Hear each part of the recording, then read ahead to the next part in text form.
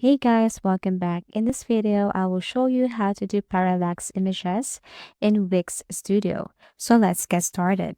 So first you have to go to Wix Studio, and what I'm going to show you right now is we're going to add a background image here. So in order to do that, you have to click this section and then go to Open Inspector and then go to Background, add image here. So you have to click this one and you can just simply add image or add background image from your computer, or you can go to Wix Gallery and look for that specific background image that you want. So if you tap this upload, you can upload from your Google Photos, Drive, Facebook, Instagram, and so on. But this time I'm going to add or search for something here in Wix Gallery. So let's just say I'm looking for nature, and then I can select from any of this image right here and then add to page, and this is what it looks like. Now it's simple and easy to do parallel image here on Wix if you want to do it on your background. So you just have to click go to background effect, and then you have to click parallax, and that's it. So in order for you to see the result, or you can preview that one, tap this eye icon above, and this is the result for parallax image. Now the question is that what if you don't want to do it on your background image? Let's just say you have two images right here and you want to do parallax image on one picture only, or one image. Let's just say, okay, for this image, I'm going to add the parallax effect, and then the other one, I will not add a parallax effect. So let's just add an image here first for this section or area only. So let me click plus and then drag the image right here, and we're going to add image. So let me adjust or resize this, change image, or we can use this one. But as you can see, if I tap this, there is no parallax effect. So in order to add like a parallax effect, you have to go to animation and effects, go to scroll, tap move, and then here you can select this from in to out or out to in. So you can just simply tap this one, and then here you just have to say it this way. So let me tap out this time. So let me click it and then tap out. And then in order for you to add or adjust animation, you can just simply go to adjust animation. You can see it below. And then here you have to change the angle to 180. Here you can change this to 200 and then drag this to 0, so that is 0 to 100%. So this right here, if you move your image or if you move your page up down, you will see this red is moving too. So that is the purpose of this.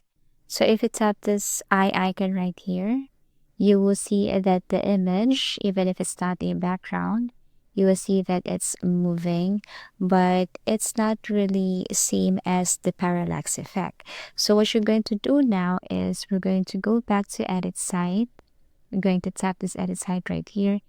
And then the next thing to do is you have to click that image, go to design, scroll down, and then you have to look for padding, and then set this to negative 200, I mean the top. And as you can see, if you press enter, here's another problem here. Because if you set this to negative 200, then there's a possibility that the image will resolve like this. So what you're going to do is you have to click this section, and then you have to open inspector. Now go to overflow content, and then you look for hide, and this is what it looks like. Okay, so as you can see, this is what it looks like. Now, still, it's not that really parallax effect or image.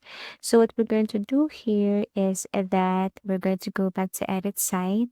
And if you want to change this scroll effect or move effect, adjust this to 300, it's okay. But to make it more like parallax effect, you have to change the distance from 300 to 30 VW, and then go to design.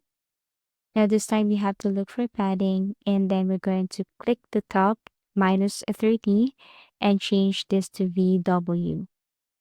As you can see, this is the result, and I think for me is a more like parallax effect.